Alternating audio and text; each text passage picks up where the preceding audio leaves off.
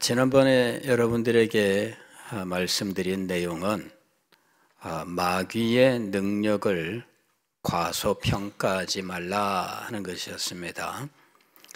마귀라고 하는 존재는 우리가 그렇게 막 부를 수 있는 이런 허접한 이 존재가 아니다 하는 것입니다. 그는 애초에 하나님께 귀하게 창조함을 받은 천사였고, 또 천사 중에서도 아주 높은 지위에 있었던 천사였는데, 그가 교만하여져서 하나님께 대적하였고, 하나님의 창조 세계를 찬탈, 즉 빼앗으려고 했던 겁니다. 성공한 것처럼 보였습니다. 하나님께서 이 인간을 창조하시고 인간에게 이 세상을 다스리는 권세를 주셨는데, 그 인간을 타락시키고 그 인간을 자기의 뜻대로 조종하는 데 성공한 겁니다. 그래서 결국은 이 세상이 마귀의 세상으로 변해버리는 것 같았는데, 하나님께서는 이 마귀가 통치하는 것처럼 보이는 이 세상에 교회를 두셔서 이 세상을 새롭게 하시는 계획을 세우신 겁니다. 그래서 아담과 하와, 최초의 인간인 아담과 하와가 하나님께 범죄하고 또 언약을 깨뜨려 결국은 에덴 동산에서 쫓겨나게 되었는데, 그 타락한 인간에게도 하나님께서는 소망을 주셨던 것입니다. 그리고 그들의 가정이 하나의 교회가 되게 하신 겁니다. 그들에게 하나님께서 소망을 주셨습니다. 여자의 후손에 소망을 주셨고, 여자의 후손이 뱀의 후손의 머리를 밟아서 정복할 것이라고 하는 말씀을 주셨습니다. 진노 중에라도 하나님께서는 그들에게 소망을 주셨던 것입니다. 결국은 에덴 동산에서 쫓겨나 이 세상에서 비극적인 삶을 살게 되었으나, 그들은 가정에서 하나님의 말씀을 붙들고 여자의 후손이 오시기를 소망하는 믿음을 가지고 살았던 것입니다. 그리고 그 가정이 이제 가인 첫째 아들을 낳고 아벨 둘째 아들을 낳고, 이 형제 사이에 형제 상잔의 비극이 일어나고 셋째를 낳으면서 이제 하나님께서 이 셋째를 통해서 하나님의 나라가 이 땅에 이루어지도록 계속해서 그 혈통을 이어갔던 것이죠. 자, 이렇게 해서 이제 하나님의 교회가 이 세상에 한 줄기 어떤 이 실개울처럼 흘러가기 시작한 겁니다. 온 세상을 두고 볼 때 실개울은 굉장히 작고 있으나 마나 그런 정도의 의미밖에 없는 것처럼 보입니다. 그러나 이 실개울과 같은 하나님의 교회가 점점 온 세상을 창대케 하는 놀라운 계획을 하나님은 가지고 계셨습니다. 그러는 동안에 마귀는 온 세상을 자기의 것으로 삼아 활개를 치면서 살게 되었는데, 이 마귀는 귀신하고는 다르다라고 말씀을 드렸습니다. 귀신은 마귀의 부하들이죠. 마귀는 이 타락한 천사들의 대장을 가리키는 용어입니다. 히브리어 성경에서는 그를 사탄이라고 불렀습니다. 사탄이라고 불렀는데, 이 사탄을 이제 헬라어로 번역을 하면서 디아볼로스라고 번역을 했고, 이 디아볼로스라고 하는 말을 마귀라고 번역을 한 겁니다. 그런데 사실은 그 사탄이나 디아볼로스가 마귀라는 뜻을 갖고 있는 것은 아닙니다. 그러나 그가 귀신의 대장이기 때문에 마귀라고 그냥 이렇게 번역을 한 겁니다. 원래 디아블로스나 이 디아블로스가 가지고 있는 말의 뜻은 무엇이냐면은 참소자, 고소하는 자, 이런 의미입니다. 그래서 끊임없이 고소와 고발을 남발하는, 왜 이 고발 민원 대마왕 뭐 이런 사람들 있잖아요. 이런 이 관공서에서 이 공무원들이 제일 무서워하는 사람이 민원을 상습적으로 제기하는 사람입니다. 그 사람 자신은 별거 없는 사람이에요. 그런데 민원을 1년에 10,000개씩 내는 사람도 있다 그래요. 1년에 10,000개의 민원을 내려면 하루에 몇 개씩 내야 될까요? 예? 이 참, 어떻게 그게, 밥 먹고 하루 종일 이 민원 올리는 것만 하는 거죠. 그 다음에 그냥 뭐 계속해서 뭐 이 요새 홈페이지가 있으니까 구청이고 시청이고 어디고 게시판 거기다가 올리고, 그 다음에 요새는 휴대폰에서 무슨 신문고 해가지고 뭐 찍어서 올리고 뭐 별거 다 하게 돼 있습니다. 그래서 뭐 한 사람이 뭐 10,000개씩, 어떤 사람이 최근에 오히려 역으로 고발당했는데 32,000개의 민원 제기를 했다던가요? 정상이 아니죠. 예. 근데 이 사탄이 하는 일이 바로 그 일입니다. 그 일. 그래서 사탄이 뭐 못 견디게 하는 거죠. 예. 우리 인간을 못 견디게 하는 거예요. 이 사탄 혹은 디아볼로스 혹은 마귀가 행하는 일이 바로 이 참소 혹은 고소, 고발 이런 것들입니다.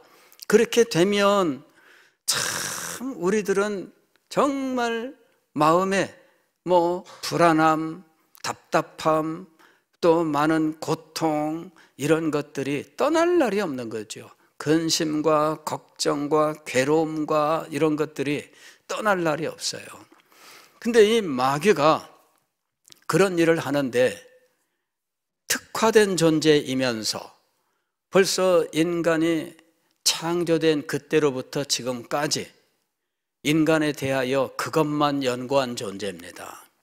그러니까 여러분, 마귀를 과소평가하지 말라라고 제가 말씀을 드린 겁니다. 예, 여러분이 마귀를 알면 얼마나 안다고 뭐 대단히 아는 것처럼 큰 소리 치는 사람들이 있는데 천만의 말씀입니다.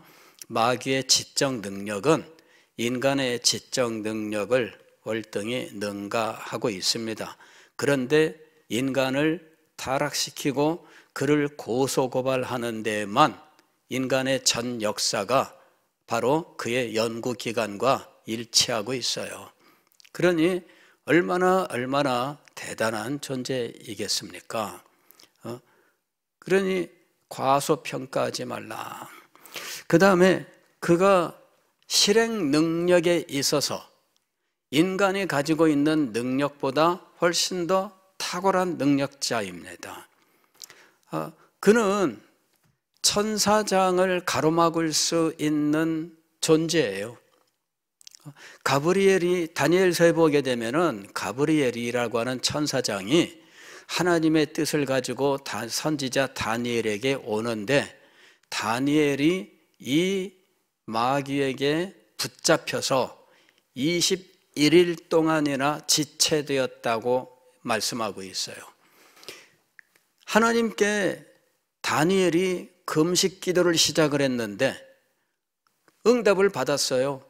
그래, 하나님의 말씀을 가지고 천사가 오는데 가로막혔던 것이죠. 그래서 오지 못하다가 다른 천사장 미가엘이 그를 대적함으로 몸을 빼어 왔노라. 그게 21일 걸린 거예요. 천사는 하나님과 다릅니다. 영적인 존재이라도 하나님은 어디에나 계시는, 즉 편재라고 하시는 이런 전능하신 분이시지만, 그러나 천사는 영적인 존재이지만 이동을 해야 되는 존재입니다. 즉 여기에도 저기에도 동시에 존재하는 능력이 없다는 이야기죠.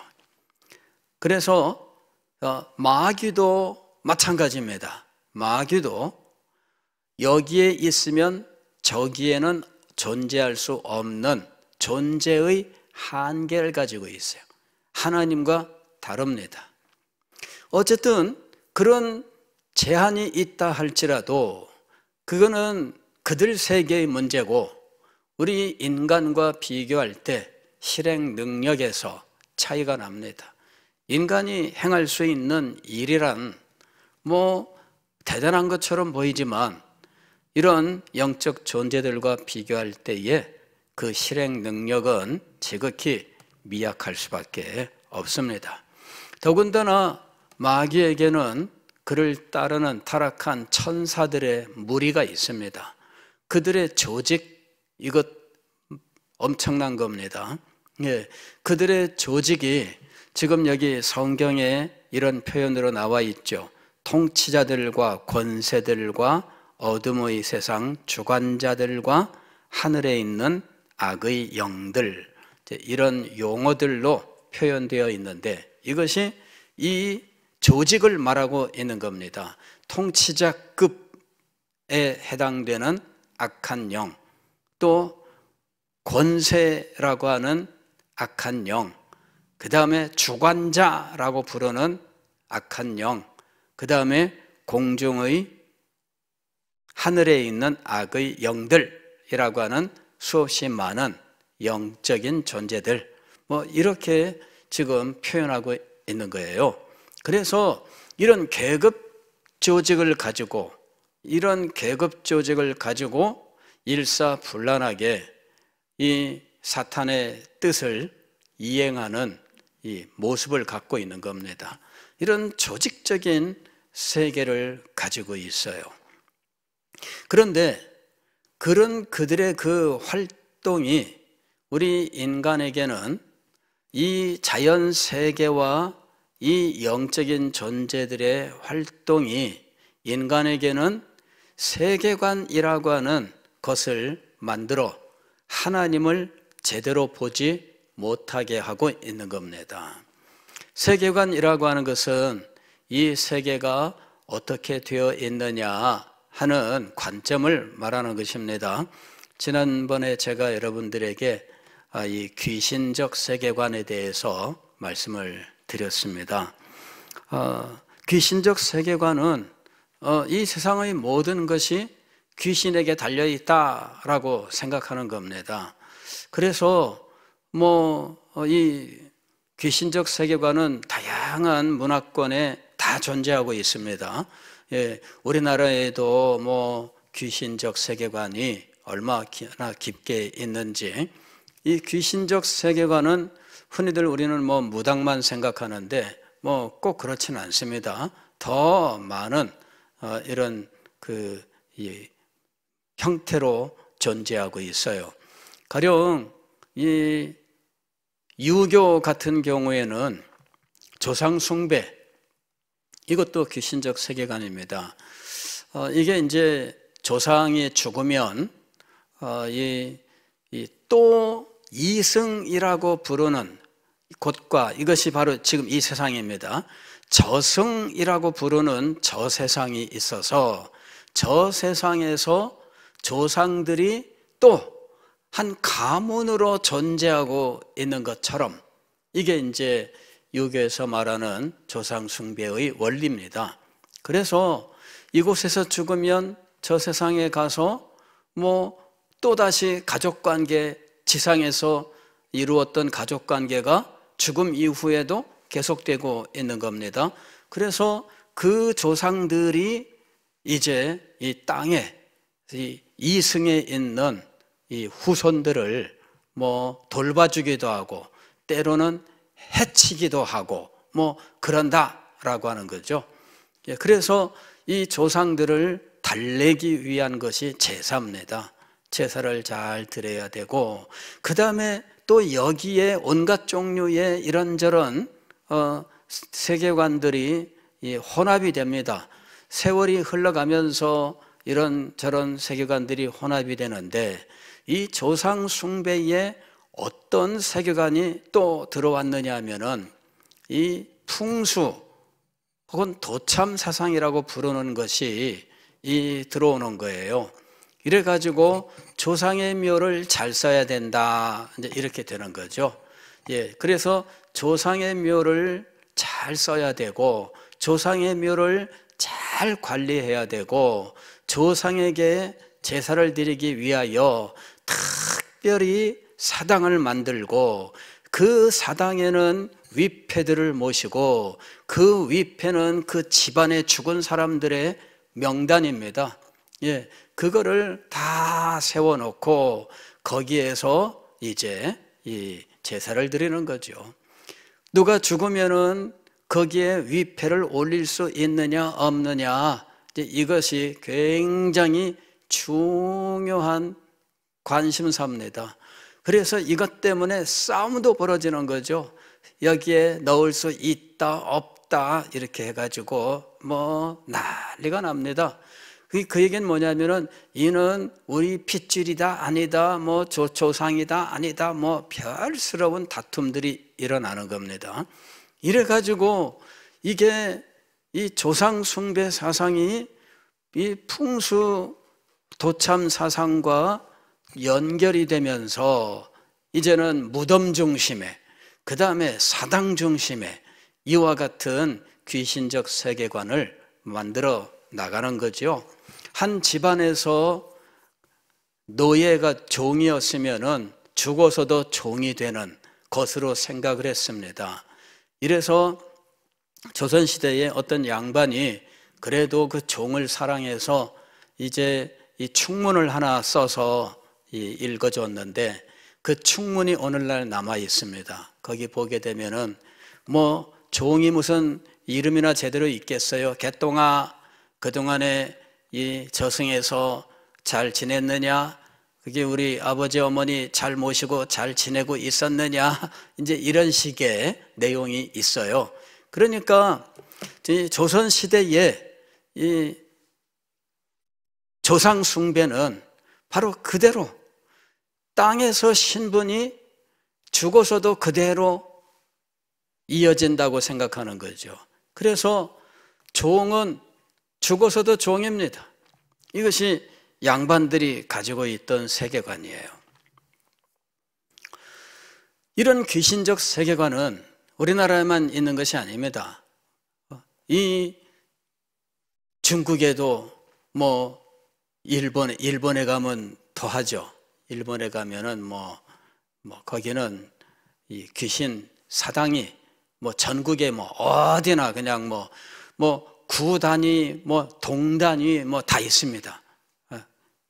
신사라고 부르는 거죠.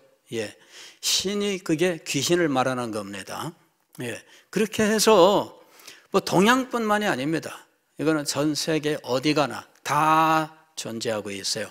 가장 처음 등장했던 세계관이 이 귀신적 세계관이고요. 이 귀신적 세계관은 오늘날까지도 계속해서 그 명맥을 유지해 나가는 정도가 아니라 지금도 아주 큰 힘을 발휘하고 있습니다. 이 귀신들은 때로는 빙의한다고도 하고, 혹은 뭐 신내림을 한다고도 하고, 그 신내림의 매개체가 되는 이러한 매체들, 무당 같은 이런 존재들, 이제 그런 존재들이 있다라고 이야기하죠. 그래서 실제로 신내림을 하게 되면은 뭔가 이렇게 이 귀신이 온다 그래요. 우리나라 무당들이 받는 귀신들은 영웅들입니다. 주로 영웅들을 귀신으로 받아요. 제일 많이 받는 귀신이 억울하게 죽은 영웅입니다. 억울하게 죽은 영웅이 우리나라 무당들이 받는 신 중에 제일 많습니다. 그 중에서 최영장군, 이 최영장군 이 신 받은 귀신 이 무당들이 그렇게 많대요. 왜냐하면은 고려 시대의 최영장군이 굉장히 위대한 장군으로 영웅이지 않습니까? 그런데 이 최영장군이 고려가 멸망할 때 이걸 막지 못하고 죽었거든요. 예, 그래서 제일 안타까워하는 영웅 중에 하나가 이 최영장군이에요. 그래서 전국에 무당들이 산재해 있지만 최영장군을 귀신으로 받은 이런 무당들이 아주 많습니다. 과거에 단군교라고 하는 교주를 했던 사람이 있는데 이 사람은 자기 말로 자기가 대한민국 무당의 대장이었다 뭐 이렇게 얘기를 합니다. 자기가 대한민국의 이 무당 대장일 수 있었던 이유는 자기가 받은 신이 가장 큰 신이었기 때문이래요.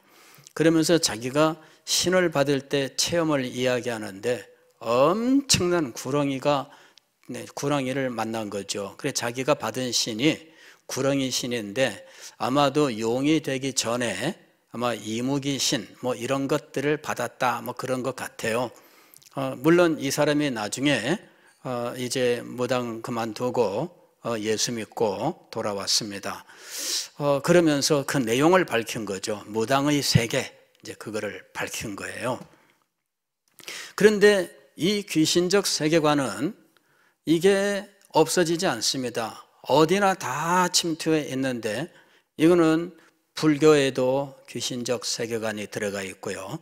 예, 다 들어가 있습니다. 그래서 이것은 아주 광범위하게 영향을 끼치면서 지금도 전 세계적으로 이 귀신적 세계관이 기승을 부리고 있는 상황이다 하는 것입니다. 전 세계적으로 이 점을 치는 일, 그 다음에 이 점치는 사람들이 뭔가에 이렇게 이 빙의하는 일, 이런 일들 뭐 얼마든지 그런 일들이 있고 이것이 심지어는 한 국가 정책에까지 이 일들이 개입을 하는 일들이 있습니다. 그래서 대통령이나 대통령 부인이 이런 미신적 행위를 하는 일들이 많고요. 심지어 미국에서는 레이건 대통령의 부인 낸시 여사가 바로 이런 점성술사를 데리고 남편의 정책에 관여했다라고 하는 일이 이거는 실제 이야기입니다. 설이 아니라 실제 이야기입니다. 왜냐하면 이 사람들은 회고록이나 이런 것들을 쓰거든요. 그렇기 때문에 전기 작가들이 항상 이런 사람들의 전기를 쓰고 회고록을 씁니다. 그래서 거기에 나오는 이야기들이에요. 그래서 우리가 깜짝 놀란 것이 미국이 세계 정책을 해 나갈 때 실상은 과학적 세계관으로 합리적으로 결정할 것 같지만 그러나 최종 결단은 결코 합리적으로 이루어지고 있지 않더라 하는 것을 알게 된 거죠. 근데 그거는 우리나라에도 정치에서도 당연하게 지금 이루어지고요. 누가 대통령에 출마한다 하면은 가장 먼저 손보는 게 조상묘입니다. 예. 그리고 뉴스에 꼭 나오는 게 조상묘 옮겼다라고 하는 거 나옵니다. 예. 하여튼 다 그래요. 다. 예, 다 그래요. 왜 조상묘 손본 것이 뉴스가 되어야 되고 하는지. 대통령 출마하려면 뭐부터 해야 돼요? 대통령 나올 수 있는 자리, 조상묘, 이제 이거를 직관한테 받아서 다니는 거예요. 이 직관들이 우리나라의 1% 상류층하고 늘 가깝게 지냅니다. 왜? 그 사람들이 필요로 하니까. 예. 우리나라의 기업도 마찬가지로 합리적으로 경영을 할 것 같은데 그러나 최종 결정은 항상 비밀리에 이루어지고 있다는 것입니다. 거기에 관여되는 일들이 관상가, 점성술사 또는 풍수가 이제 이런 사람들이 거기에 관여되어 있다라고 하는 것입니다. 예, 역술인이라고 하는 사람들이 있죠. 예, 이런 사람들은 역술 이렇게 계산해서 해가지고서는 이제 이 사람들한테 이걸 받으러 가고 날짜를 받고 이러는 일들 우리나라에 만연되어 있어요. 이게 다 순수한 귀신적 세계관이라기보다는 다양한 것들이 짬뽕되어 가는 이러한 상황에서 정말 복잡하게 나타나 있다 하는 것입니다. 이 세계가 어떻게 되어 있느냐? 세계는 자연적으로 이루어졌고 혹은 이 세계가 어떻게 이루어졌는지 그것까지는 말할 수 없지만 이 세계는 윤회하고 있다라고 얘기하는 이 윤회적 세계관도 있어요. 그래서 이 윤회적 세계관은 생명체가 끊임없이 그 생을 이어가고 있다는 거죠. 전생이라고 하는 이걸 통해서 계속 이어가고 있다는 거예요. 우리나라에서 연예인들이 유행시킨 것이 뭐냐 그러면은 자기의 전생 찾기였습니다. 이래 가지고서는 어디 가서 자기의 전생을 물어보고 그랬더니 한 연예인은 자기가 로마의 공주였다더라. 이래 가지고 그 다음부터 자기의 이 옷, 이 패션 이 스타일을 로마 공주 스타일로 로마식 옷은 이렇게 늘어뜨리는 거잖아요. 로브로 그런 스타일로 하고 나오는 이런 일도 있었어요. 그래 전생 찾기 TV 프로에서까지 그런 일들을 행하는 일도 있었습니다. 그 얘기는 뭐냐면은 계속해서 자기의 삶이 죽어도 또 다른 사람으로 삶이 이어진다라는 것이죠. 예. 그리고 이제 이거는 이 사람들이 최고 좋아하는 식의 방법입니다. 그러나 불교에서는 그렇게 좋은 것만 있다고 말하지 않죠. 때로는 축생으로도 태어나는 것이고 벌레로도 태어나는 것이고 이런 식으로. 그래서 이 땅바닥에 꿈틀거리는 벌레가 과거에는 어떤 사람이었을지 모르는 거예요. 그래서 이 벌레들조차도 죽이면 안 된다. 이제 이런 거죠. 예. 그리고 심지어는 현대의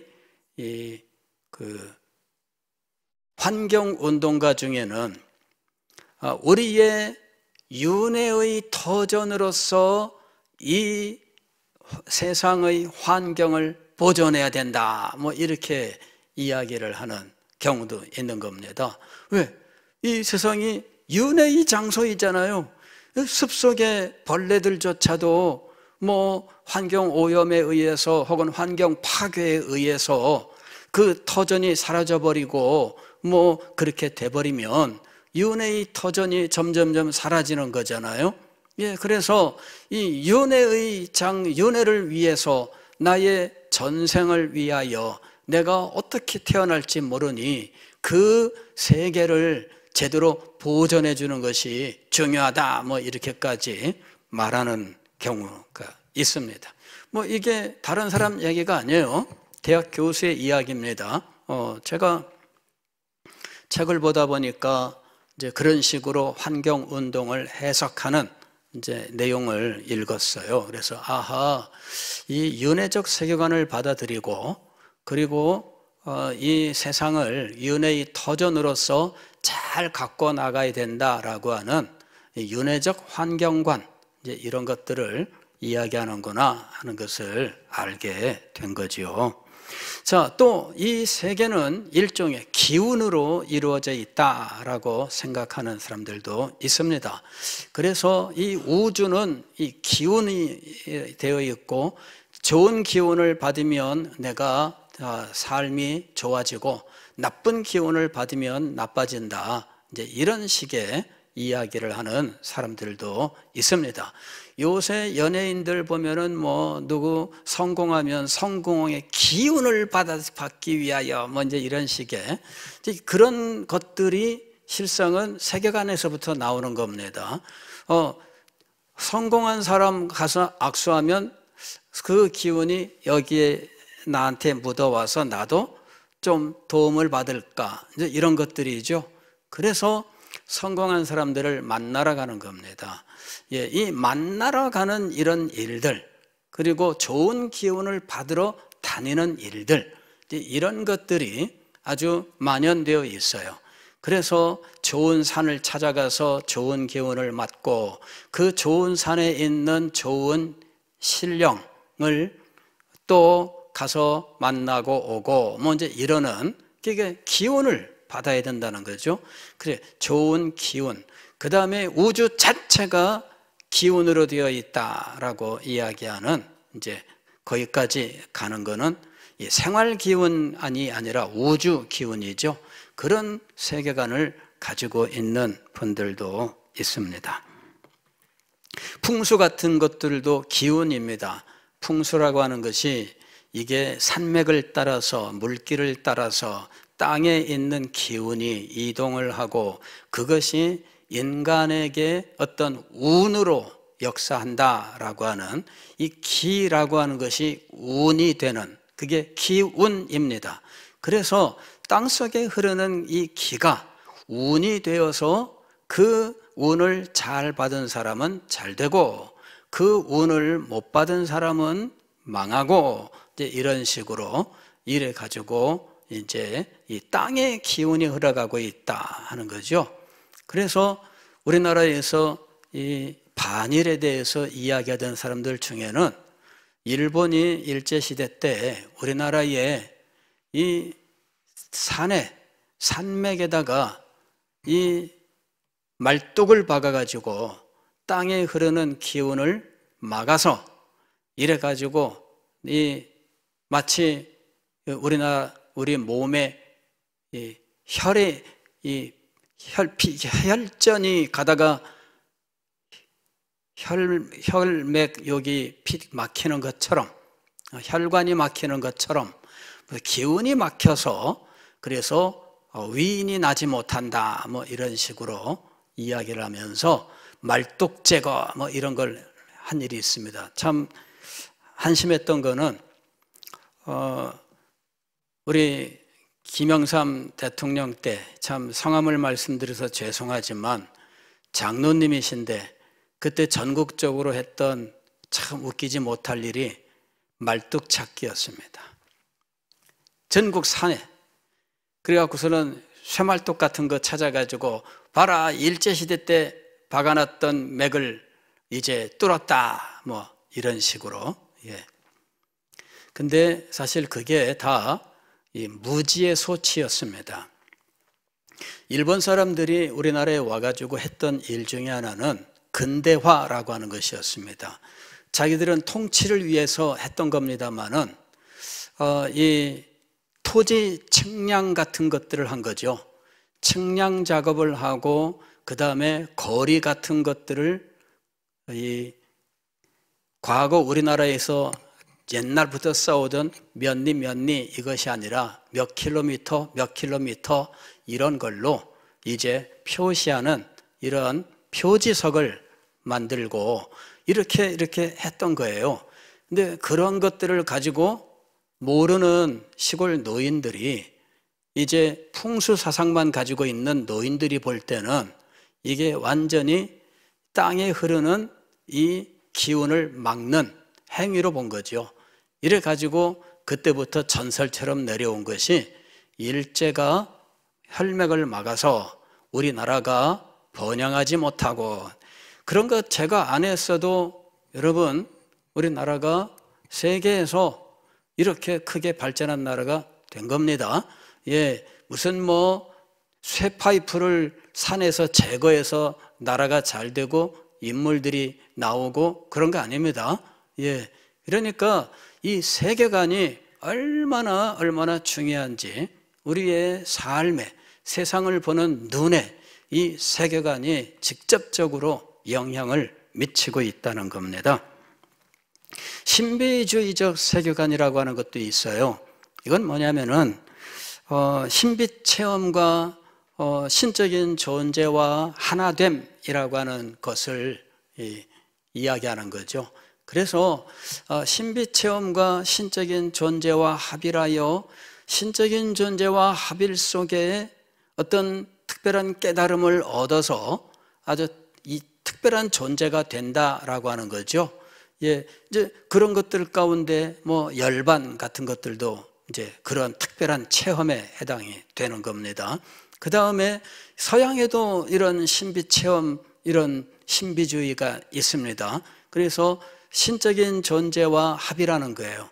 신적인 존재와 합이라는 이러한 신비 체험, 그거로 인하여 자신이 변화되는 이러한 특별한 일들, 이제 이런 것들이 사실은 불교에도 나오고 도교라고 하는 데도 있고요. 그 다음에 이 천주교에서도 있습니다. 이게 다 비슷비슷해요. 거기서 이 신비체험의 중요한 방법은 명상입니다. 명상. 혹은 이제 이 묵상, 혹은 관상. 요새는 관상이란 말들을 많이 씁니다. 근데 이제 이런 것들을 통해서 실상은 어떤 체험을 하는 거예요. 신비 체험을 하는 거예요. 그래서 여러분, 어떤 사람이 도를 깨달았다라고 이야기할 때 사실은 그게 신비 체험입니다. 그게 신비 체험이에요. 그 도를 깨달았다라고 할 때 신비 체험을 하고 그 다음부터 그 사람은 이제 말투가 변하기 시작하고 행동이 변하는 거죠. 예, 과거에 유명한 스님 중에 성철이라고 하는 분이 있었잖아요. 그분의 그 일대기가 이제 연재된 적이 있어요. 근데 이제 거기를 보면은 그분이 젊은 시절에 수행하던 이런 일들이 기록이 되어 있는데, 그게 이제 면벽 수행 뭐 이런 것들입니다. 예. 그래서 일체의 사람과 만나지 않고 자기 혼자 이제 수행에 들어가는데, 이 수행에 들어갈 때에는 소위 화두라고 하는 것을 가지고 수행에 들어가요. 답이 없는 문제를 가지고 생각을 하는 거죠. 그 생각을 이어가다가 생각이 끝나는 지점에서 신비체험이 일어나요. 예, 그렇게 해서 그러한 체험에 대한 것들이 그 글에 쓰여져 있습니다. 젊은 시절 수행할 때에. 그 다음부터 이분이 이제 변화된 말투, 또 말의 권위, 그리고 행동, 이런 것들이 이제 달라지게 되는 겁니다. 그냥 자기가 임의로 내가 이렇다라고 주장한다고 되는 거 아닙니다. 예, 어떤 사람은 자기가 뭔가 되는 것처럼 이렇게 흉내내는 사람들이 있어요. 제가 서울에 있을 때 서울에 그 인사동이라고 하는 곳이 있잖아요. 예, 그게 옛날 그 고문서 거리들, 뭐 어떤 박물관급 이런 뭐 어떤 물건들 뭐 이런 많이 있는 그런 거리가 있었는데, 거기에 가면은 어떤 스님이 있는데요, 거지같이 하고 다니면서 그냥 뭐 술이고 뭐고 다 먹으면서 마음대로 지내는 이러한 사람이 있어요. 그러면 사람들은 다 시조하죠, 이 사람한테. 예. 근데 이 사람이 깨달은 사람인가, 각자인가, 소위 말하면은 열반한 사람인가? 사실 아닙니다. 이런 사람이 딱 앉아가지고서는 먹물 통 갖다 놓고 벼루 갖다 놓고 먹물 부어서 붓으로 찍어서 찍찍찍찍 해가지고 뭐 이제 그런 사람들 중에 어떤 인정받은 사람이 있긴 합니다. 중광이라고 하는 사람은 이제 인정을 받은 사람이죠. 예. 그 중광 스님이 결혼을 해서 함께 이 주점을 운영을 했는데, 그게 인사동에 있었어요. 다 쓰러져가는 정말 이런 그런 어두컴컴한 그런 곳에 나중에 이 분이 죽고 난 다음에 부인이 그냥 남아서 운영을 하고, 사람들은 뭔가 대단한 깨달음의 사람으로 알고 거기에 찾아가고, 거기 가서 뭐 이렇게 술 마시면서 참 인생의 무슨 엄청난 깨달음을 누리는 것 같은 이제 그런 식의 삶, 이런 것들을 뭐 저는 봤지요. 왜냐하면 교회가 그 옆에 있었기 때문에 그 길을 그저 늘 그 인사동 거리를 다니면서 이제 그런 것들을 본 거예요. 명상과 혹은 최근에는 관상, 이건 뭐냐면요, 이 신빛 체험은 특별한 종류의 사람을 만드는 방법이에요, 사실은. 왜? 신적 합일로 어떤 기쁨 혹은 어떤 말로 표현할 수 없는 어떤 것들을 경험을 한다고 그래요.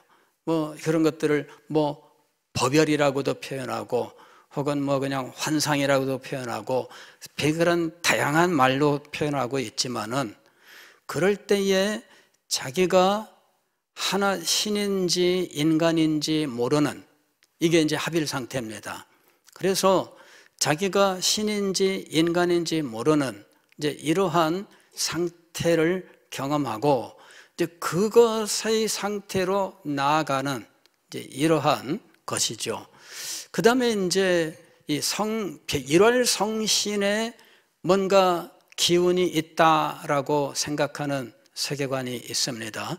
그래서 몇 월 달에 태어나면 그 사람이 운명이 어떻고, 뭐 몇 월 며칠 날 태어나면 운명이 어떻고, 그 다음에 이제 태어나는 그 시간 따라서 운명이 바뀌고, 그것이 바로 이제 사주라고 부르는 거잖아요. 사주 팔자 그러는데 사주가 8글자로 이루어져 있기 때문입니다. 그래서 이게 이 소위 말하면은 태어난 해와 달과 일과 시라고 부르는 게 이게 4가지예요.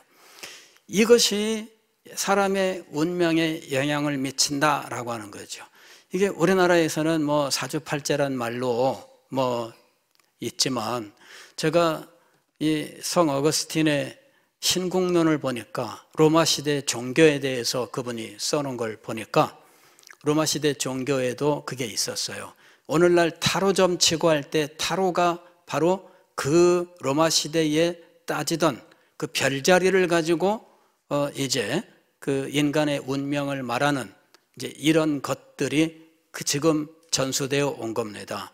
알고 보니까 로마 시대에 별자리를 가지고 인간의 운명을 결정하는, 그래서 별자리와 그 다음에 그 태어난 날과 시를 따라서 이 사람의 운명이 어떻게 된다 하는 것들이죠.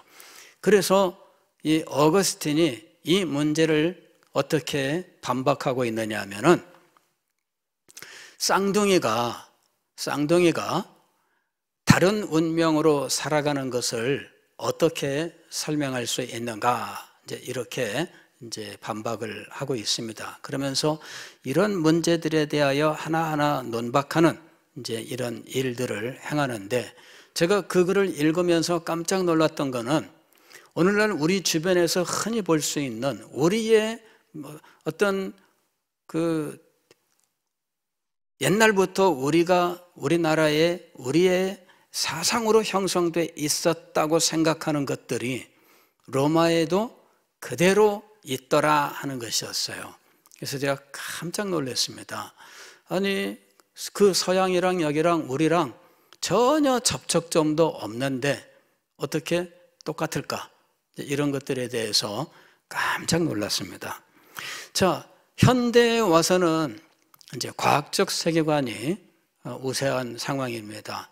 그러나 과학적 세계관의 이런 속에서도 진짜 과학에 빠진 사람이 아니면 지금 말씀을 드린 여러 가지 세계관에 짬뽕된 이러한 속에서 살고 있습니다. 정말 과학적 세계관에 빠져 있는 과학자는 어떻게 되느냐면요, 죽으면 그냥 끝이다 이렇게 얘기해요. 죽으면 끝이다. 죽으면 나는 물질로 돌아간다 이렇게 얘기합니다. 그래서 인간이 육체가 그 사람들은 인간의 영혼을 안 믿습니다. 영혼의 존재를 안 믿어요. 그냥 인간은 이 육체, 즉 유기질이라는 거죠. 유기질. 유기질이라고 하게 되면은 우리가 이 식물 재배할 때, 물 수경 재배할 때 그 물을 이제 영양소를 충분히 이렇게 주잖아요. 그래서 이 물을 만들잖아요. 그때 들어가는 게 10대 영양소입니다. 그게 무기물과 유기물의 혼합이에요. 그래서 이 인간은 이런 원소로 되어 있다는 거죠. 그래서 죽으면 원소로 돌아가는 거예요. 소위 말하면은 우리 원소로 가는 건 뭐냐면은 뭐 물 그러면은 물은 H2O, 이거는 수소하고 산소, 수소 분자 2개하고 산소 분자 하나가 H2O, 그러면 이게 물이에요. 그래서 우리 인간이 죽으면 그러면 이래 원소로 돌아가는 거죠. 그래서 어떤 경우는 그냥 원소 그 자체, 인이라든지 이런 것들, 뭐 우리 인간의 뼈 속에는 인이라고 하는 요소가 있어요. 인간의 뼈에는 칼슘도 있어요. 이 칼슘 같은 것도 원소입니다. 그래서 인간이 죽으면은 그냥 원소로 돌아가 버리고 마는 거다. 그걸로 끝나는 거다. 없다. 이렇게 일종의 허무주의 비슷한데, 그런 사람들은 그것 자체를 또 굉장히 뭐랄까 그 엄숙하게 받아들이고 뭐 이렇게 합니다. 그래서 단순한 허무주의와는 또 다른 이런 모습을 보여줘요. 자, 이게 인간의 세계관입니다. 저는 지금 간략하게 좀 정리를 해드린 것 뿐입니다만은 이것이 복잡하게 얽히고 설키면서 한 사람의 세계관은 이런 다양한 것들이 그의 환경 속에서 서로 이 짬뽕되어 가지고 이런 세계관이 형성되어 있다는 겁니다. 그럼 이런 세계관에 사탄이 왜 여기에 작용을 하고 있는가? 하나님을 알지 못하게 하기 위해서입니다. 인간에게는 하나님을 알만한 것이라고 부르는 이 하나님을 아는 그 영적 통찰을 주셨어요. 그게 인간이 창조함 받을 때 그거를 하나님이 인간에게 주신 겁니다. 그것이 인간에게 주신 하나님의 형상 속에 있는 거예요. 그런데 타락으로 말미암아 이 부분이 손상이 되었습니다. 손상이 되면 본래의 모양을 보여줄 수가 없어요. 손상이 되면 본래의 모양이 안 나옵니다. 왜 그런 거 있잖아요. 거울이 있는데 깨졌습니다. 그러면 줄이 쫙쫙 가지요. 그러면 줄이 쫙쫙 간 그 거울을 들여다보면 제 모습이 제대로 보일까요? 아니면 이상하게 보일까요? 거울 쪼개진 개수만큼의 내 모양이 다양한 모양으로 이렇게 나와요. 이거는 유리가 깨졌기 때문입니다. 그런데 요 밖에 가면은 골목마다 이 반사경을 세워놨습니다. 차가 올 때 서로 보고 차 오는지 안 오는지 확인하라, 이런 거죠. 우리 교회 앞에도 있는데 이게 온전치가 않습니다. 새로 바꿔놓으면 이 트럭이 지나가다가 탁 들이받고, 덤프트럭 지나가다가 들어받고, 공사 차량 와서 들이받고 뭐 해가지고, 혹은 그런 건 아닌데도 손상되는 경우가 있는데 애들이 지나가다가 돌 던져서 찌그러지고 뭐 그렇게 돼요. 그러면 이 반사경은 온전한 모양을 보여주지 못합니다. 그래서 이 어른어른거리면서 찌그러진 모양으로 사물을 제대로 보여주지 못해요. 하나님을 아는 것을 인간 속에 만드셨는데 인간은 타락한 이것이 바로 이 부분에 손상이 온 겁니다. 그래서 제대로 하나님을 볼 수 없게 되어버렸어요. 제가 안경을 쓰고 있습니다만은 이 안경도 변합니다. 그죠? 안경도 변해요.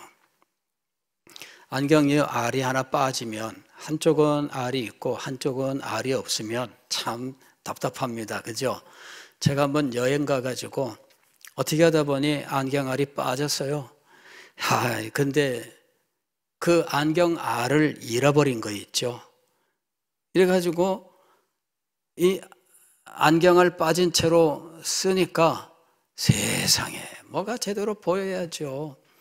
이래가지고 저는 다른 건 아니고 그냥 노안이니까 돋보기만 있으면 어쨌든 뭐 볼 수 있으니까 그곳에서 돋보기 사러 그냥 막 사방을 다녀서 돋보기를 어디서 사가지고 겨우겨우 뭐 왜냐면 비행기 티켓도 봐야 되고 뭐 봐야 될 것들이 많잖아요. 강의하려면은 뭐 강의안도 봐야 되고 성경도 봐야 되고 그래 여행 가면서 아주 고생한 적이 있습니다. 여러분 제대로 볼 수 없는 상황입니다. 안경알이 빠졌든지 깨졌든지 뭔가 우리에게 손상이 일어났는데 그거를 누가 이용합니까? 마귀가 이용하는 거예요. 그래서 사람들은 이런 어그러진 이와 같은 정보를 가지고 나름대로 하나님을 찾는데 수없이 많은 종교가 세상에 난립하게 된 이유입니다. 자기가 본 대로. 근데 달라요. 너무나 달라요. 그래서 세상에 온갖 종류의 종교가 생겨난 이유는 바로 이렇게 인간이 하나님을 아는 이 부분에 손상을 입고 그 손상이 사람마다 다양하기 때문에 종교도 다양하게 될 수밖에 없었다 하는 것입니다. 자, 이런 세계관은 결국 바르게 교정이 돼야 됩니다. 세계관이 바르게 교정되지 못하면 그러면 이런 다양한 세계관의 혼잡 속에서 살아갈 수밖에 없어요. 그래서 이 세계관을 바르게 정리해야 되는데 그러기 위해서는 하나님께서 우리에게 주신 성경의 말씀을 통해서 이 세계관을 올바르게 정돈해야 하는 것입니다. 진리로서 세계관을 바르게 정돈해야 비로소 하나님을 바로 알 수 있게 됩니다.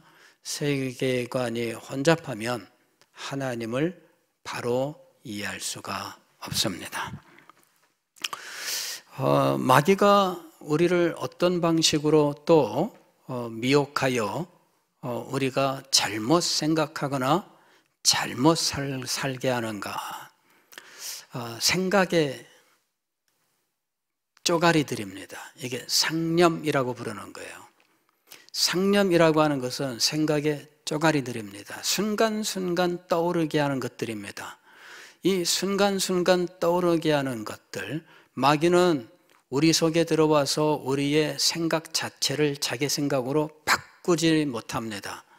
다만 우리에게 던져만 주면 우리가 스스로 그것을 가지고 막 생각하면서 마음대로 막 만들어가는 거예요. 온갖 생각들로 우리가 번잡해지는 겁니다. 이게 이제 마귀가 행하는 일 중에 하나입니다. 그 일로 우리에게 나타나는 것은 시험이에요. 시험 들었습니다 라고 하는 거죠. 자기 삶에 대한 시험, 믿음에 대한 시험, 하나님의 사랑에 대한 시험, 이런 시험들이 우리에게 오는데 이 시험들은 어디에 마귀의 어떤 방법에 영향을 받느냐 하면 상념의 영향을 받습니다. 즉 생각의 쪼가리입니다.